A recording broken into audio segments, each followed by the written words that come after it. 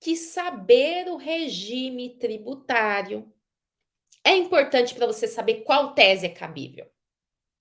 Porque é o seguinte, começar com a empresa do Simples Nacional, tá? Se eu sou uma empresa do Simples Nacional, vamos dizer que eu sou aqui a minha loja de copos. O que eu faço?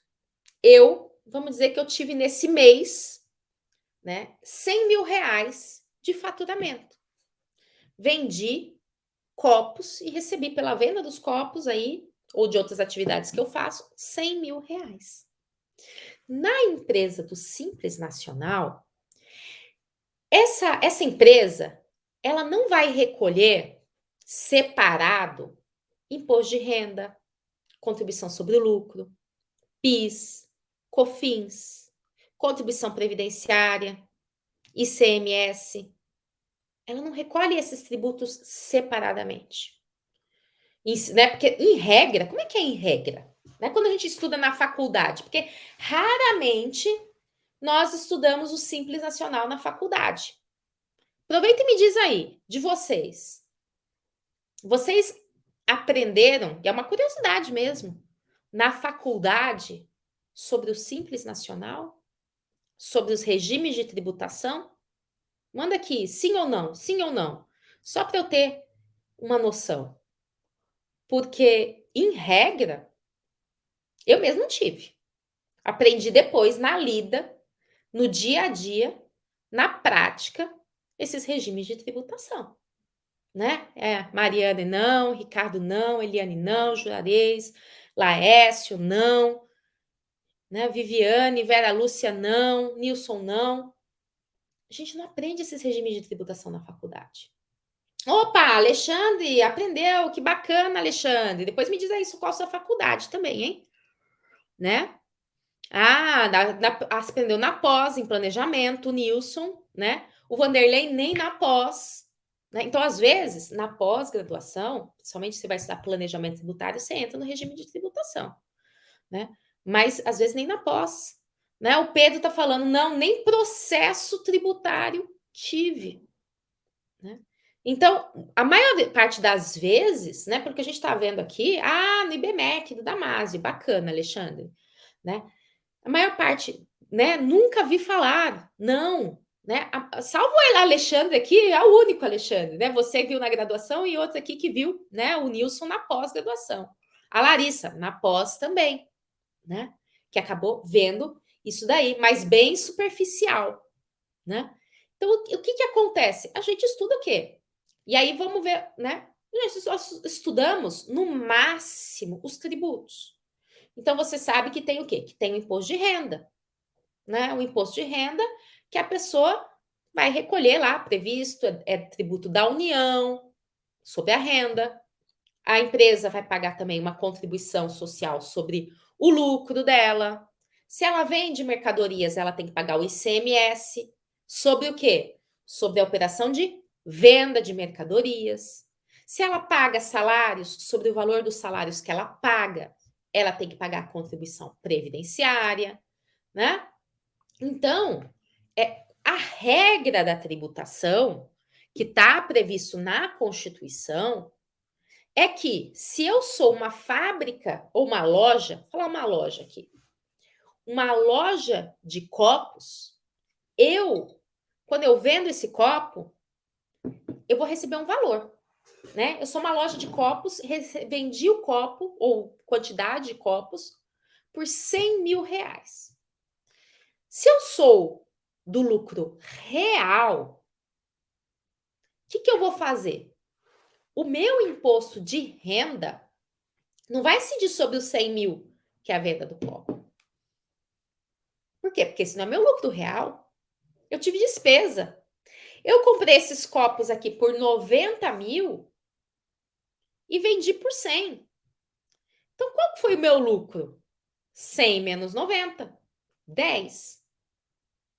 Então, na tributação pelo regime do lucro real, o imposto de renda e a contribuição social sobre o lucro incidem sobre o lucro, né? Aquilo que eu recebi menos as despesas, tá? Então, menos, por exemplo, eu vendi o copo por 100 mil, mas na verdade eu comprei esses copos por 80 mil, tive uma despesa de 80 mil, mas eu tive o aluguel do prédio, eu tive que pagar funcionários, não tive lucro. Não vou pagar imposto de renda. Não vou pagar contribuição social, porque não tive lucro, tá? Então, no lucro real, né, a tributação do lucro real, o imposto de renda e a contribuição social sobre o lucro são calculados sobre o lucro efetivo, certo? E aí, só que aí o que que acontece? Eu vendi o copo. Qual o valor da venda do copo? 100 mil reais. Então, eu vou pagar ICMS sobre os 100 mil reais. Só que eu comprei esse copo por 90 mil. No ICMS, quando a gente compra a mercadoria que vai revender, nessa minha compra, teve tributo, né? Que o vendedor pagou.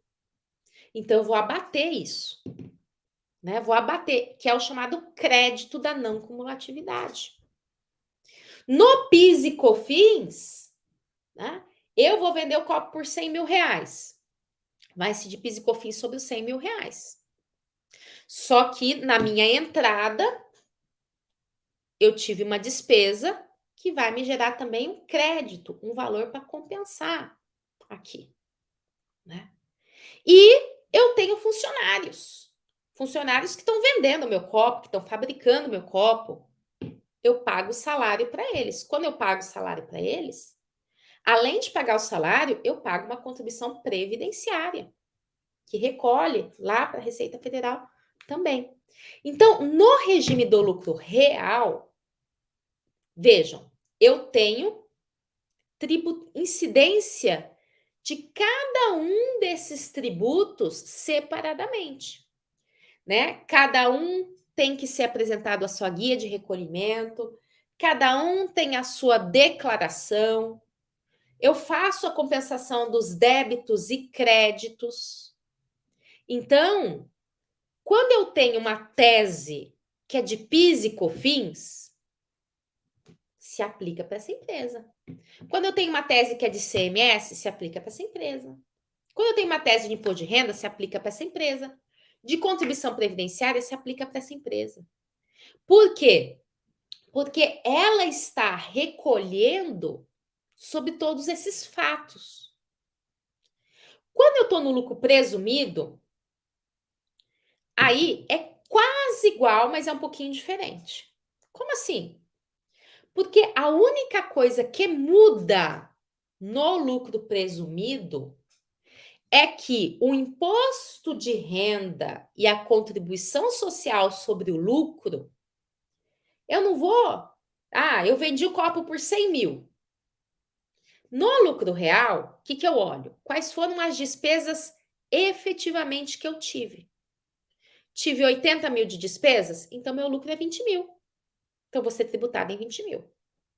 No lucro presumido, é a lei que estabelece o percentual do lucro. Vendi o copo por 100 mil reais. Mas o meu percentual de presunção na comercialização, isso está previsto na lei, é de 8%. Então, minha base de cálculo vai ser 8 mil reais. Não 100 mil. Nem 20 mil.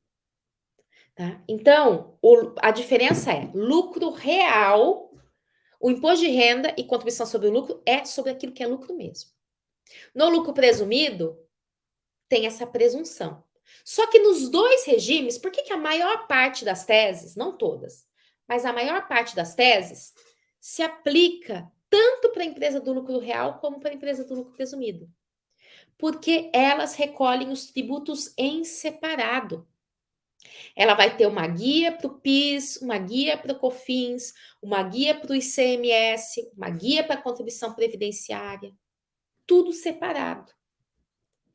Quando nós vamos para o Simples Nacional, como o nome diz, isso é simplificado. Então, o que acontece quando isso é simplificado? Eu sou uma empresa aqui do Simples Nacional. Vendi os copos por R$ 100.000. Eu não vou recolher separado os tributos. Eu vou recolher numa única declaração. Vou falar assim: o meu faturamento, a minha receita bruta é de 100 mil. Então, eu vou pegar a alíquota do Simples Nacional e incidir sobre os 100 mil. Emitir uma guia, né? Que é o DAS, né? Uma guia de arrecadação e recolher. Não há uma separação entre os tributos.